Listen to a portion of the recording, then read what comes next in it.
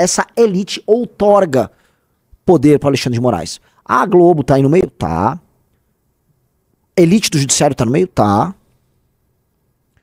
As Forças Armadas, qual o papel delas? Silêncio. O silêncio delas diz muito, tá? Então, quando a gente põe isso em perspectiva, tá? O que tem é a oligarquia que manda no Brasil. Nós temos uma oligarquia que comanda essa bagaça.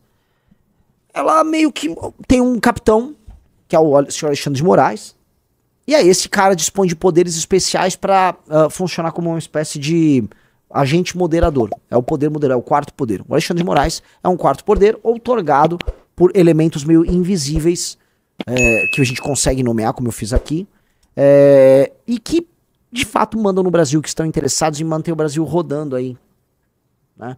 Numa velocidade lenta, porque este Brasil rodando numa velocidade lenta os beneficia. Se você é o Renan Calheiros, não importa se a Selic tá alta, se a Selic tá baixa, não importa se o Brasil tá bem, tá mal. Se você é o Romero Jucá, mesma coisa.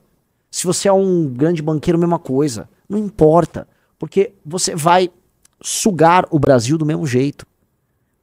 Quem vai se ferrar são os setores produtivos e a classe média e os trabalhadores. São esses que vão se ferrar. São esses que estão se ferrando.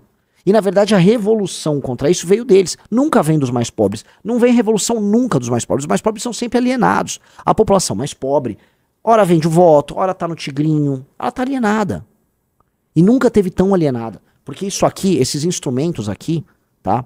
Especialmente as redes sociais e os instrumentos viciantes que oferecem dopamina, tudo isso piorou a situação dessas pessoas. Então, assim, vai vir da classe média dos setores. Então a briga toda é contra os setores produtivos. Pega uma coisa. Quem tá tendo a liberdade de expressão tolhida e tá reclamando? Classe média e setores produtivos. Quem tá sendo taxado? Classe média e setores produtivos. Quem tá preocupado com o Alexandre de Moraes? Classe média e setores produtivos. É apenas isso. É apenas isso. É um jogo de classe. Tem 3 classes, tá? Os setores médios e produtivos, a base da pirâmide e o topo. O topo se alia com a base da pirâmide, comprando a base da pirâmide. E ambos sugam o que dá pra sugar o meio. E o meio é assim, ó. O meio da pirâmide é do entregador de iFood, de uma pessoa produtiva na base da pirâmide, até um cara que é um empresário que não é um empresário com grande poder político, grande poder de influência, mas que gera emprego e trampa e tá rodando. Esses caras, o que eles têm em comum?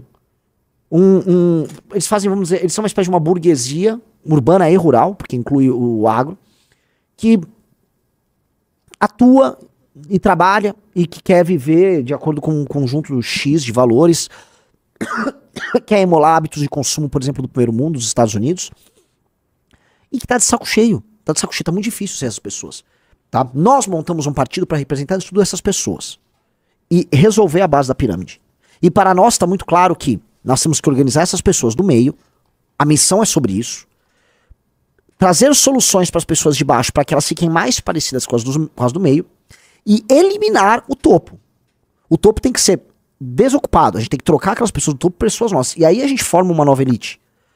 É só isso, não há meios. Então nós somos um grupo de pessoas oriundos do meio. Do meio. Nós buscamos o diálogo com o bairro e buscamos soluções para as pessoas abaixo. Mas nós temos que derrotar quem está em cima. Nós temos que derrotar quem está em cima. E é por isso que muita gente fala, poxa, mas e os bancos que você xingava? Veja, os bancos pertencem a essa elite parasitária que está em cima. O banco, a elite do funcionalismo, os ideólogos de esquerda, parte do jornalismo brasileiro. Esse é o topo. E essa é uma briga, entendam, tá? Que você vai espelhar e você vai ver nos Estados Unidos. Que é o exemplo dessa briga nos Estados Unidos. Hoje, como é que ela tá? Hoje, você tem uma elite que é acima de tudo uma elite intelectual que mora na costa leste e uma elite que mora na Califórnia. Essa elite inclui também, tá? Gente que eventualmente trabalha, mas que sai das universidades e que comunga dessa cultura progressista e que valida votando em candidatos democratas, que tem a ver com essa elite. Isso inclui boa parte de Hollywood, vai pegar boa parte do mercado financeiro norte-americano, boa parte do board de grandes empresas de comunicação, ou seja, o topo, a elite americana, que se confunde também com aquele conceito Curtis Yarvin da catedral, porque envolve as universidades, envolve o jornalismo, esse topo é inimigo do meio.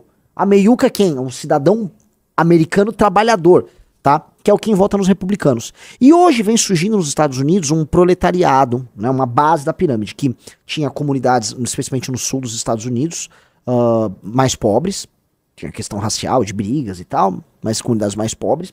E aí você tem agora a chegada de imigrantes latinos que formam essa base da pirâmide. Essa base da pirâmide votava nos democratas. E aí você está tendo agora essa base da pirâmide votando também no Donald Trump. E aí o meio se reforça, e o que o Donald Trump diz, ou melhor, promete fazer, não sei ainda se fez ou se vai conseguir, é desalojar o topo. Percebam que a briga nas democracias, toda se dá nesses termos, e que a revolta da direita na democracia é essa revolta do meio.